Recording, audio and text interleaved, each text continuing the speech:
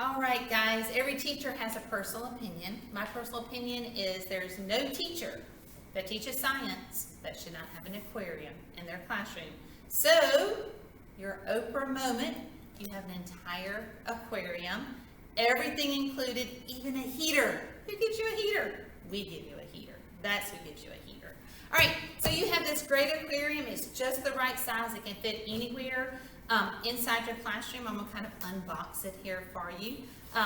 Hopefully, I'll not struggle too much because it's got styrofoam. I hate styrofoam. Not as much as glitter, but I don't like it. All right, so that was easy. Throw those in here. Can't recycle that. Don't like that. All right, so inside of your box, you have this ready-to-go aquarium. So some of you have done an aquarium before, some of you haven't. If you have not, listen carefully.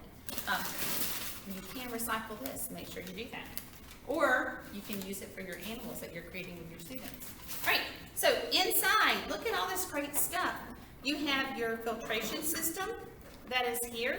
So this is your aerator and all of your nice things that you're going to set up inside your tank. Much nicer than the one that I have in my classroom.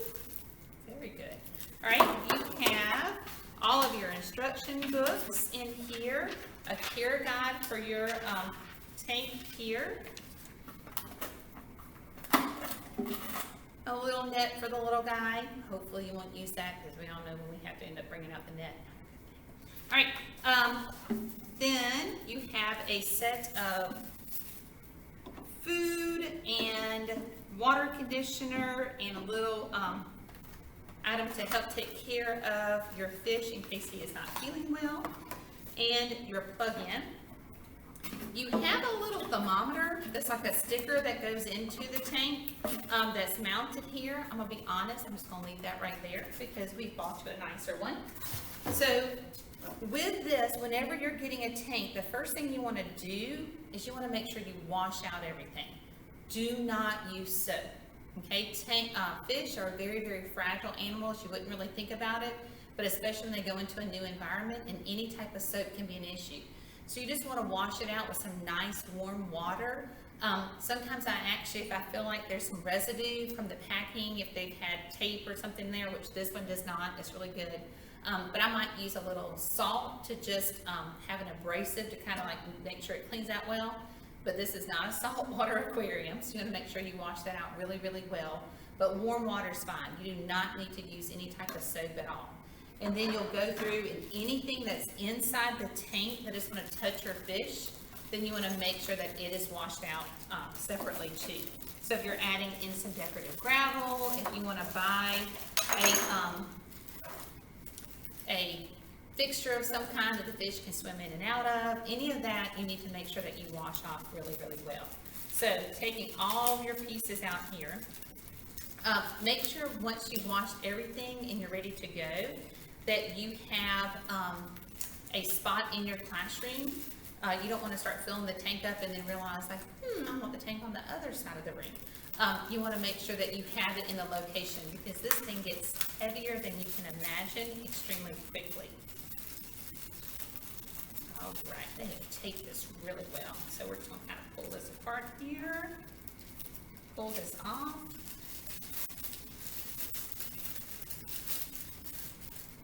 All right,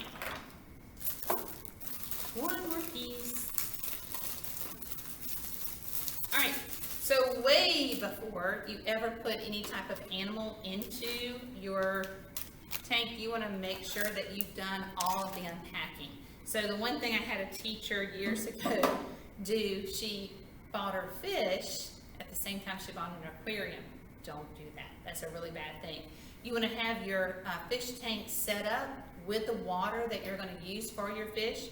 Don't fill it all the way up. Have a nice little like 1 inch to 2 inch gap at the top so that when you bring your fish, you're able to float them in his bag or her bag, and they can acclimate the water temperature inside the tank to the water temperature inside the bag, and he doesn't go into shock.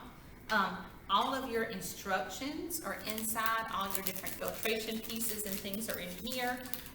This is very nice. You're actually getting 2 different cartridges. So you have one for now and one to replace later, which is great. So you'll follow your instructions on how to put everything in. And then once you have your water, make sure that this is submerged into the water.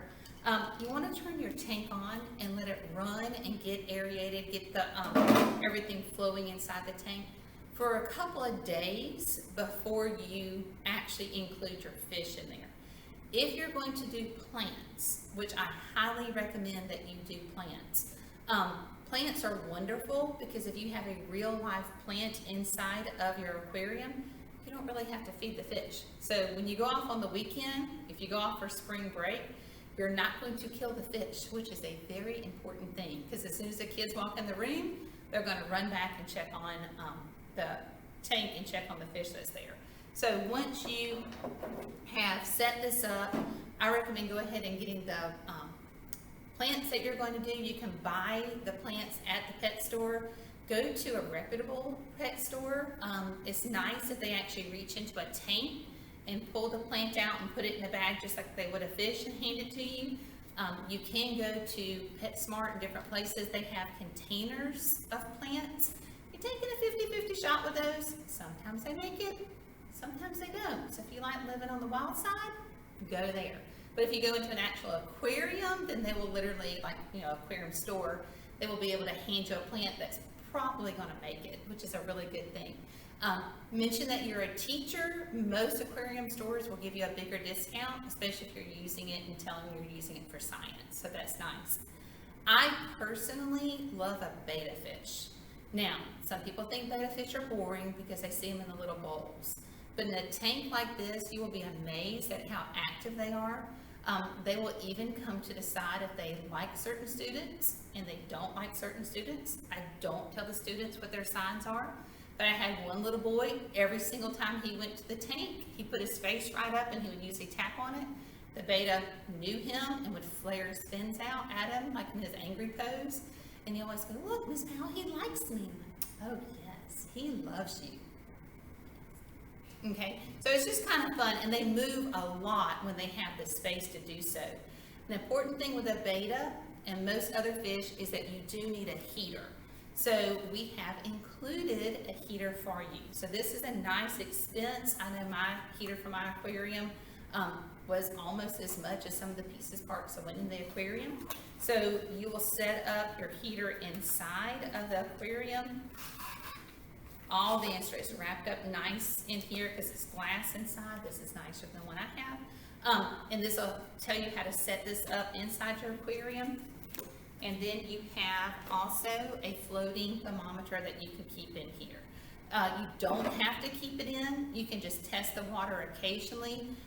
My simple test is literally putting my hand against the side, and if it doesn't feel cold, then it's warm enough for my betta. Most heaters will heat to an optimal temperature for most aquariums, or you can even set them. So that's nice and easy.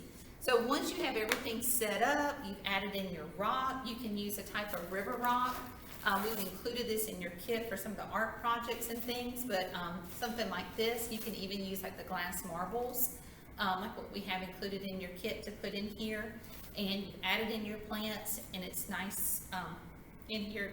Go out, get your fish, bring it in, float him, let him have time to get used to it, introduce him into your environment, and start to talk with the kids. Like, don't let them just be a part of the back of the classroom. You can discuss, like, why don't we feed the fish every single day? What does the plants have to do? What does the fish do for the plants? What do the plants do for the fish? You can introduce into the aquarium snails. If you have live plants, if you don't have live plants, don't do snails because they won't have anything to eat really. You can have cleaner fish, suction fish is what they're called. But it's a great way to really let your kids have a close up in front of them view of what a habitat actually is, a freshwater habitat. If you even can choose to use this not for fish, but to grow different types of plants and things in, the heater will work great for that also. If you're kind of nervous about having a fish and you want to just try out the plants first, can I keep them alive? But you will have to mix up your plants, and you'll have to talk to the aquarium because the fish fecal matter is what feeds your plants, and if you don't have that in there, then you have to have plants that release and feed off one another. So it's a really neat science experiment that occurs every single day in your classroom. I hope you love your tank. I know I love mine, and more importantly, my students love it.